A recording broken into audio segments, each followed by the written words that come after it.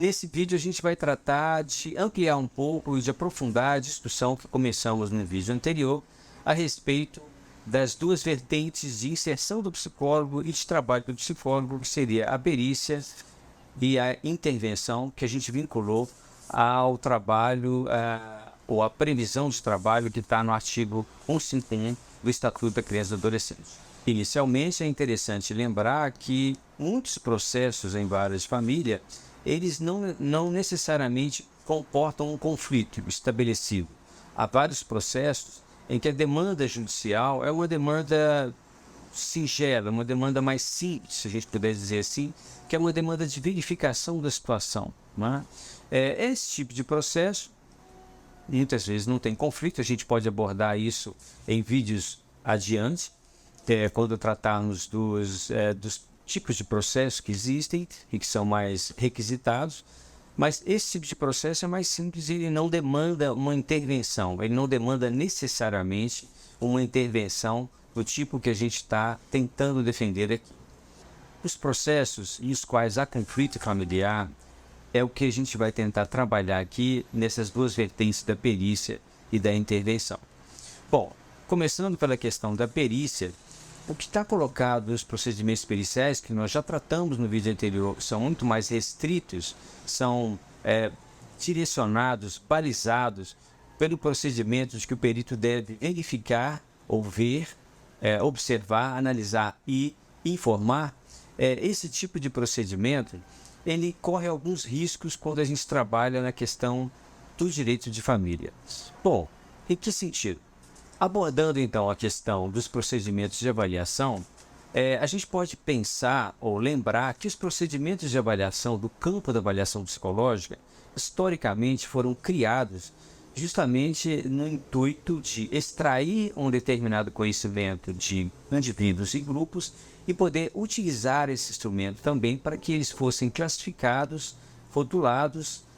e direcionados, né? É um exercício. Uma leitura possível do campo psicológico historicamente é que ele retira um determinado conhecimento de uma certa população ou de um indivíduo e usa esse conhecimento como um exercício de poder. Por isso mesmo, o campo da avaliação se tornou muito importante numa certa época histórica, fundamentalmente no século XX, início do século XX, como campo utilizado pelo Estado para tratar indivíduos, para classificá-los, seja na escola, seja nas prisões, seja nos manicômios ou outros tipos de instituição e procedimento. Nesse sentido, esse campo da avaliação e o campo da psicologia em torno do campo da avaliação foi muito usado para aquela separação entre o normal e o patológico, o normal e o anormal, a curva onde devem estar os indivíduos ou as características esperadas ou idealizadas ou ideais e os desvios onde estão os outros indivíduos com as outras características que devem sofrer algum tipo de intervenção ou que serve para uma avaliação para excluir ou incluir determinados indivíduos em certos padrões. Bem, de onde que origina-se o conhecimento que é usado na várias famílias para definir as ações ou para definir os conflitos de famílias, por exemplo, em relação à guarda, à convivência, tutela? Bom, esses conhecimentos, eles derivam ainda muito do senso comum,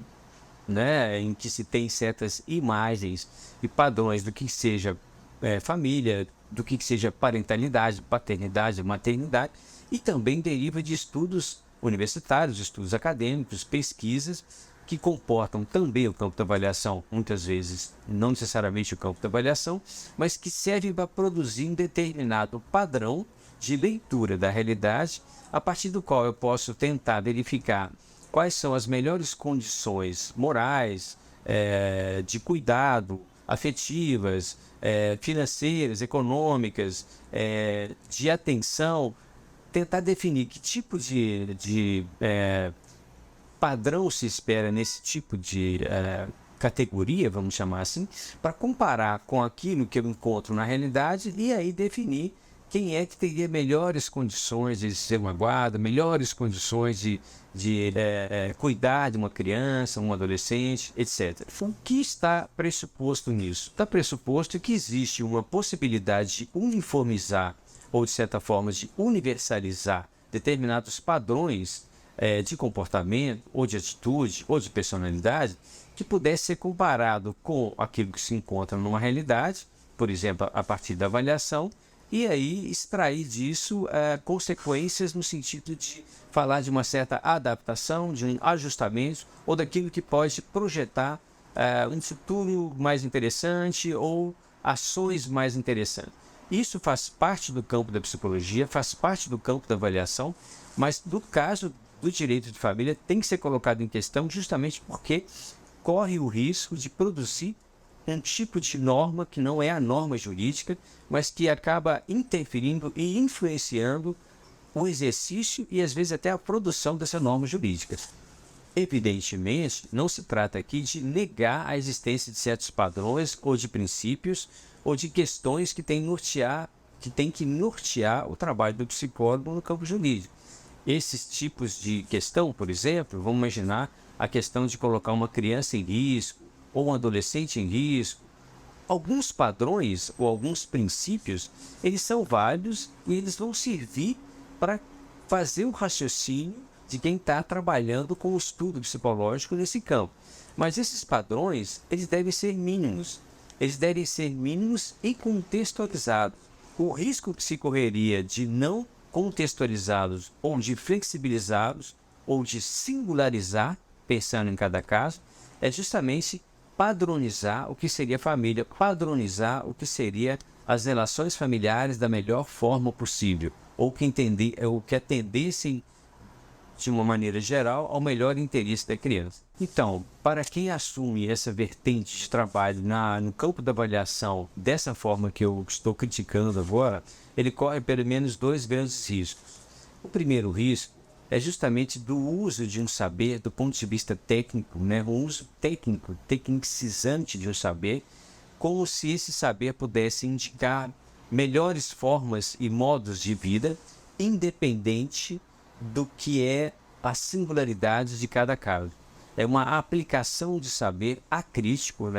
uma aplicação de saber supostamente neutro e científico à vida das pessoas sem que o caso possa ser singularizado. Essa é uma tendência. E o que vem junto com essa tendência? Aquilo que eu chamei no primeiro vídeo de normatização ou normalização. A produção de normas a partir do conhecimento científico e do uso desse conhecimento científico na questão, por exemplo, da família. Então, a produção de uma normatização da família vai indicar como devem ser as famílias, como devem ser as relações parentais, como que seria melhor se elas acontecessem. Ora, isso é um tipo de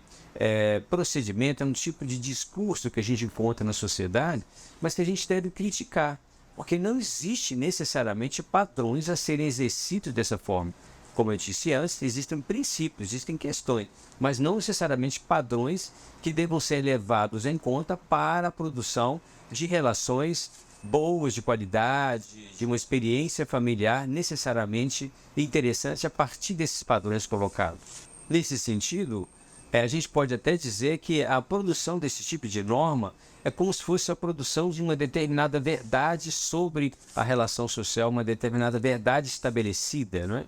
E é mais interessante pensar ainda que a gente pode usar o termo da produção da verdade, porque o discurso jurídico é um discurso de produção de verdades, Verdades internas ao discurso jurídico, mas verdades que têm efeitos sociais. Então, quando um magistrado define a guarda, num conflito de guarda para um dos genitores ou dos pais, ele vai estar produzindo uma determinada verdade em relação àquele caso. E a psicologia, usando ou utilizando esse tipo de padrão, sustentando uma determinada norma social ou uma imagem social do que seria o melhor pai ou a melhor mãe, está colaborando na produção desse tipo de verdade que, no fundo, se torna uma verdade alienante para o sujeito. Eles têm que se enquadrar em determinadas verdades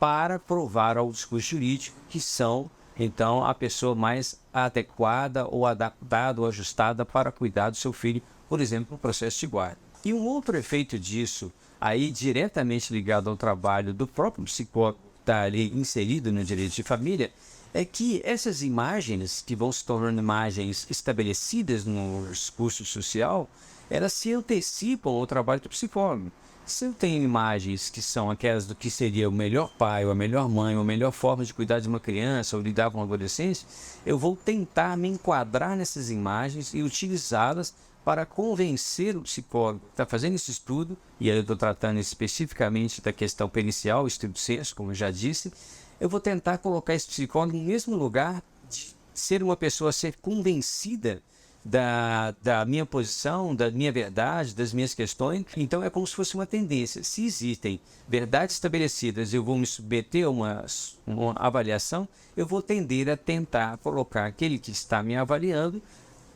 num lugar de que eu possa convencê-lo de que eu sou o melhor ou estou em melhores condições para exercer aquela guarda ou etc. Ou outras questões também, né? Então, um psicólogo que fica na perícia, ele acaba tendo que lidar com esse lugar em que ele está meio inserido de uma forma extremamente forte no discurso jurídico, como mais um operador do direito que tem que ser convencido de determinadas posições, determinadas verdades, determinadas questões. Por isso mesmo, talvez ele vai ter que lidar com um tipo de questão muito próprio da prática psiquiátrica forense, que é o tema da simulação. Então,